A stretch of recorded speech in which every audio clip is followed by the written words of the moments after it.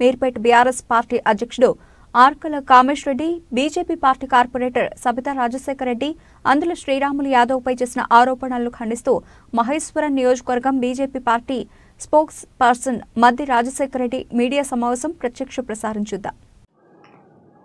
భారత్ మాతాకి జై. ఈరోజు ముఖ్య ఉద్దేశం ఏంటంటే, మొన్న కార్తిక్ రెడ్డి గురించి నేను మాట్లాడినంట. ఆయన బీఆర్ఎస్ అధ్యక్షుడు కామేష్ గారు ఏమన్నారంటే, ఆయన ఫస్ట్నే ఇంగ్లీష్ ఛానల్ గురించి తెలుసా అంటున్నాను. ఇంగ్లీష్ ఛానల్లో కొన్ని తెలియకపోవచ్చు, మేము కూడా చదువుకున్నాం, రైతు కుటుంబంలో చదువుకున్నాం. ఇంగ్లీష్ ఛానల్ రోజు నేను ఎన్ఎన్ ఛానల్ చూస్తాను, రిపబ్లిక్ ఛానల్ చూస్తాను రోజు ఖచ్చితంగా. ఎందుకంటే ఎక్కువ హిందూ వాదం కోసం, దేశం కోసం చెప్తారు. సరే, ఆ ఛానల్ పక్కెడతా. నీలేక నేను కేబుల్ దందా ఉంటేనేమో నాకు ఛానల్ కూడా చాలా గుర్తుంటాయి. ఆ కేబుల్ దందా లేదు కాబట్టి నేను ఏ ఛానల్ చూడాలన్నా ఎవరు చూస్తాను. మీకు అనుభవం ఏంటంటే, టీవీ న్యూస్ చూసుకోవడం ఎక్కువ అలవాటు అయిపోయింది. వాళ్ళు టీవీ న్యూసే మొత్తం లోకం అనుకుంటారు. కానీ మీరు ఆలోచించుకోండి, Raj news, V6, ABN Andhra Jyothi, ఇంకా కొన్ని ఛానల్ ఉన్నాయి. అవి చూస్తే మీకు దేశం గురించి, మన తెలంగాణ గురించి బాగా తెలుస్తుంది. ఇవి ముఖ్యమైన ఉద్దేశం ఏంటంటే, మొన్న అన్న సూర్ బ్రదర్ 4 కోట్ల రూపాయలు తెచ్చినాను, వంగమోహన్ రెడ్డి అని ఆపినాను. కానీ వంగమోహన్ రెడ్డి 4 కోట్ల రూపాయలు నువ్వు పన్ను తీసుకురాని ఆపలేదు. పక్క అసెంబ్లీకి ఎంచి ఈ అసెంబ్లీకి పోతుంటే, GHMC ఫండ్లోకి వస్తుంటే, ఎవరైనా మా ఇంటికించి వస్తూ పోతే మనం అంటాం, అరే పక్కింటి ఎందుకు వస్తూ ఇస్తున్నాం అంటాం.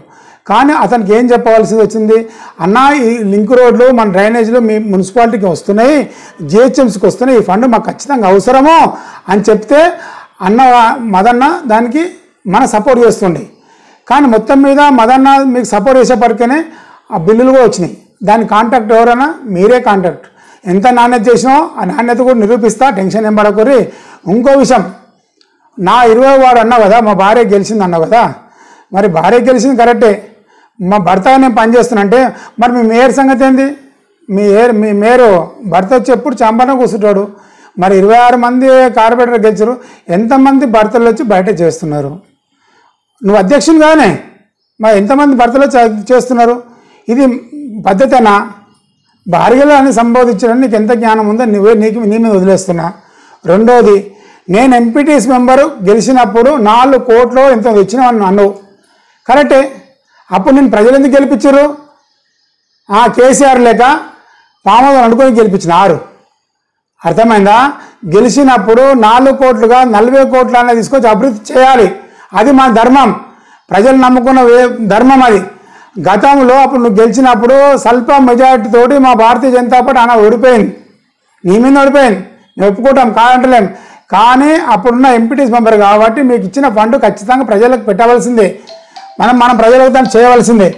కానీ మీరు ఆపుచగా మాట్లాడుకుంటా ఎక్కువ అనుభవం మాట్లాడితే తప్పు. అది ఇంకో విషయం ఏమన్నదే, ఛాయ్ వాళ్ళన్నావు, నరేంద్ర మోడీ ఛాయ్ వాళ్ళ బరాబర్ నరేంద్ర మోడీ ఛాయ్ వాళ్ళనే, మేము కాదంటలేం.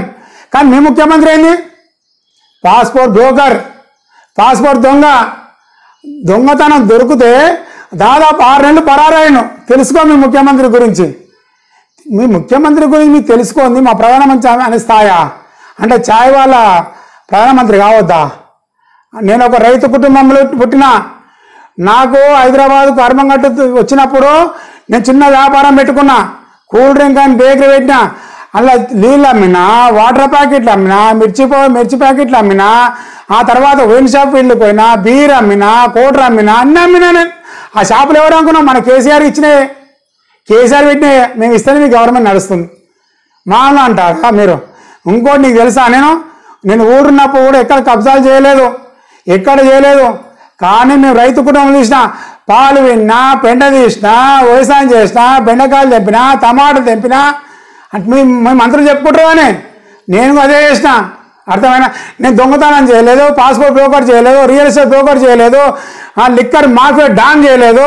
అర్థమైందా? మేము ఆర్థిక మంత్రి లేక అన్ని కబ్జాలు చేయలేదు. మీ తాన్న అన్నీ మా తాన లేవు. ఇంకో విషయం చెప్తున్నా అన్న, యాది పంచుకో. వెంకటేశ్వర రెడ్డి గురించి నేను చెప్పినా కదా, నువ్వు వెంకటేశ్వర రెడ్డి నీకు తెలిసి ఏంది సుట్టరీ కాలని ఉంటే తెలిసి మాట్లాడాలి.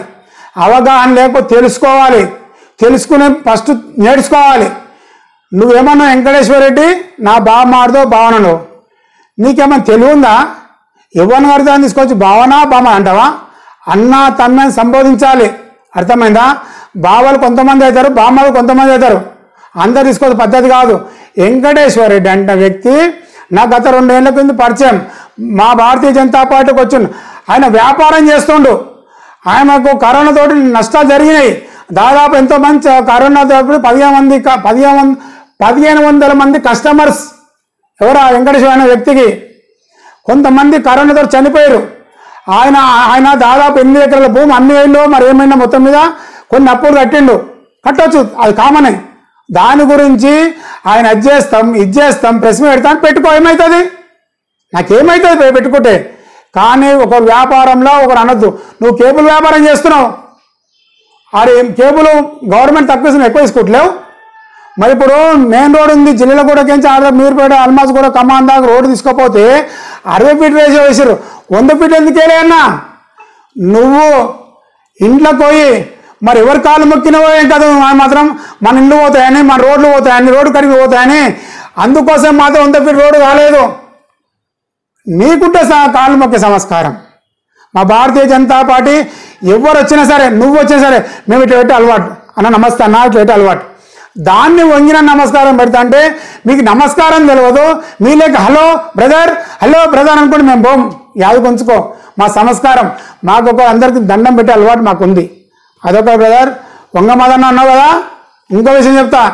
2003 అదే వంగమధుసూదన్ రెడ్డి అన్న కర్మంగట్టు కౌన్సిలర్ గెలిచినప్పుడు నందనవనం కాలు నుండి మన గాయత్రి నగర్ దాకా నీళ్ళు వస్తున్నాయని, మన ప్రజలు బాధపడతారని ఆనాడు డ్రైనేజ్ వర్క్ చేయించుండు.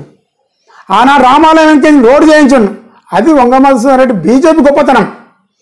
ఈనాడు మైత్రిపురం కాడ నుంచి 70 లక్షల జిహెచ్ఎంసీ ఫండ్ తీసుకొచ్చి ఓపెన్ డ్రైనేజ్ చేస్తున్న వంగమధుసూదన్ రెడ్డి గొప్పతనం.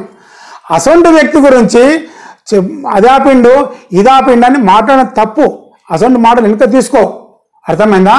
ఇంకా నేను చాలా చెప్తా. ఇంకోటి చెప్తున్నానా, చెరువు ఉందిగా బీజేపీ క్వార్టర్స్ ముంగట, ఆ చెరువు పేరేం పేరే? మంత్రాల చెరువు ఉంది కదా, ఆ చెరువు కాడ కాంటాక్ట్ చేస్తున్నావా నువ్వే?